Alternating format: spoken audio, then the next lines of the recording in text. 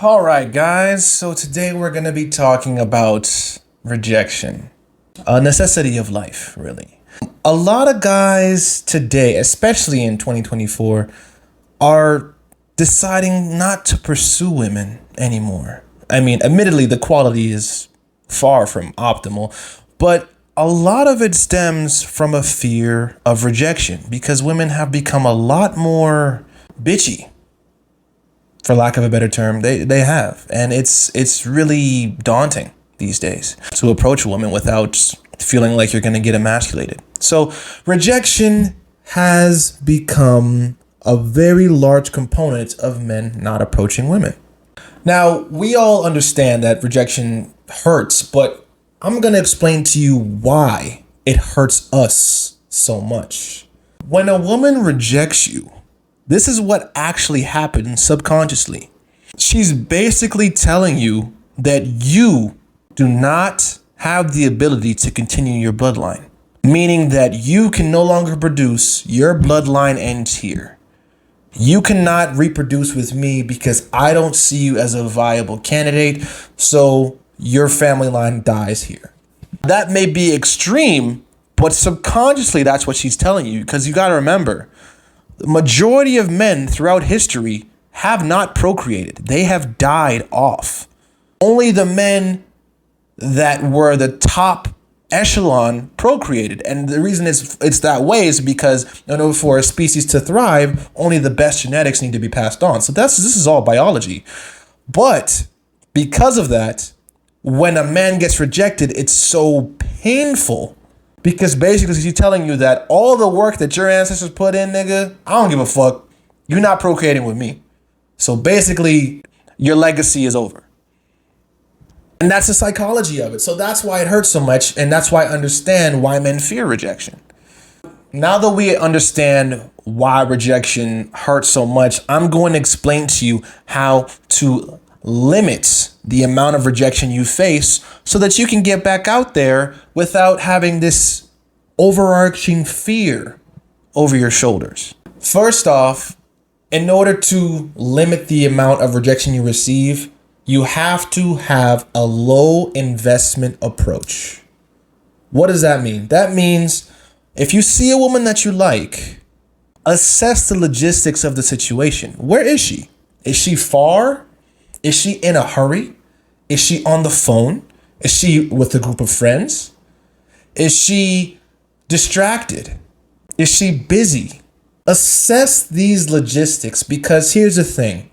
The more work you have to put in to approach the girl, the more the rejection will sting when it happens. So what I like to do, and what I suggest you do, is limit your approaches to women that are in your immediate vicinity. Meaning, she's right there next to you. She's right in front of you. She's fairly close where you wouldn't have to do much to start a conversation. If you see that it's gonna be difficult, you're gonna have to put in some effort to get to where she is to talk to her, I recommend not doing it. It's not worth it. The return on investment is not that high. If you approach a woman, but she's right next to you or right in front of you or right over there, and you just start saying, hey, what's up? You start talking to her and then she rejects you. It's not going to hurt as much because you didn't really have to do much work. You didn't have to go out of your way. You didn't have to interrupt her day. You didn't have to give her a good reason why you want to talk to her. She's around and you're talking to her.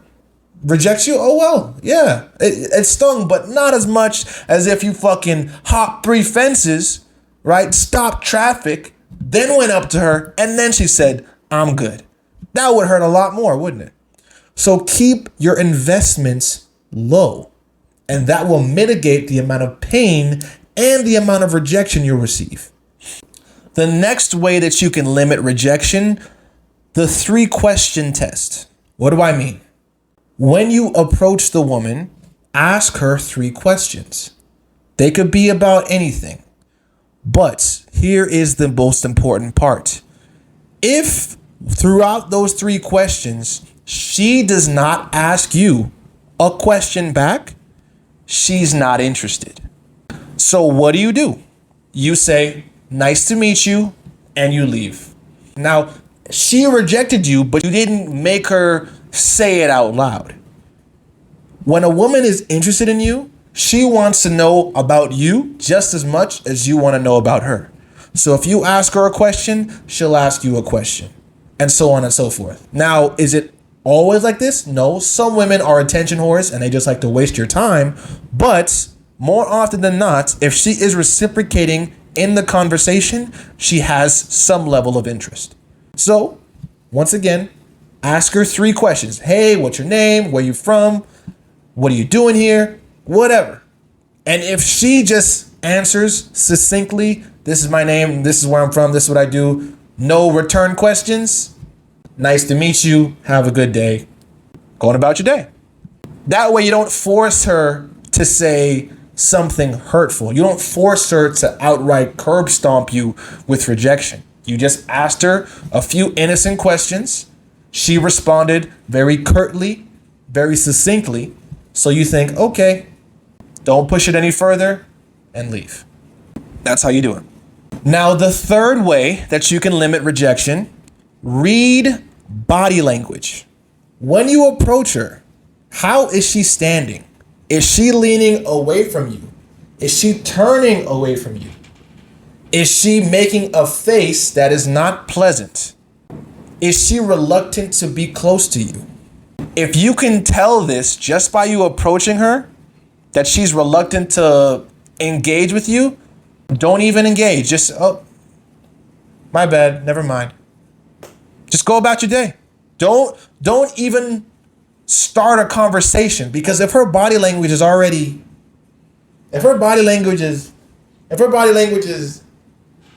don't even entertain.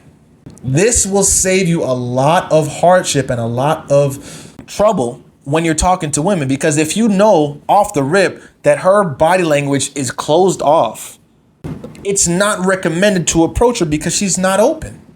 Go after women that have open body language, women that look at you when you're talking to them, that face you, that stand with their arms open, you know what I'm saying? Stand with their pelvis towards you. That's how you know that they are interested in your approach. So learn to read body language. That's important in limiting your rejection. And the last way that you can limit rejection, make yourself more attractive. Listen, I will admit that I am conventionally attractive. I have enough of a sample size over a long enough period of time to know that I am objectively, I'm attractive. Now, was I always this way? No, I made myself this way. I realized over a lot of time people would think I was Latino. So what did I do? I got slits in my eyebrows to complement the Latino aesthetic. I also noticed that people thought I was Samoan because of my hair. So what did I do? I got a tattoo, which looks like a Samoan tattoo, which made me more attracted to women who find Samoan men attractive. So I'm attaching 2 archetypes to me, making me attractive to 2 different types of women. Also got my teeth straightened, right? Also work out. I did a lot of things to make myself more attractive to the opposite sex. Now, what does that do for me? It makes it so women are choosing when they see me. And they're going to put themselves in my vicinity to make it easier for me to talk to them, so I don't have to go out of my way to try to get women. The more attractive that you make yourself, the less effort that you'll need to talk to girls. So this is actually the best way to limit rejection. Just make yourself as attractive as possible through money, through appearance, through charisma, through masculinity, all of it. Just make yourself as attractive as possible, and your rejection will go way down, because you are now becoming an archetype of someone that all women want, because all women want the same thing. A tall, in shape dude with money and charisma. That's it. That's the basic thing. So the closer you can get to that pinnacle, less rejection you'll have to deal with.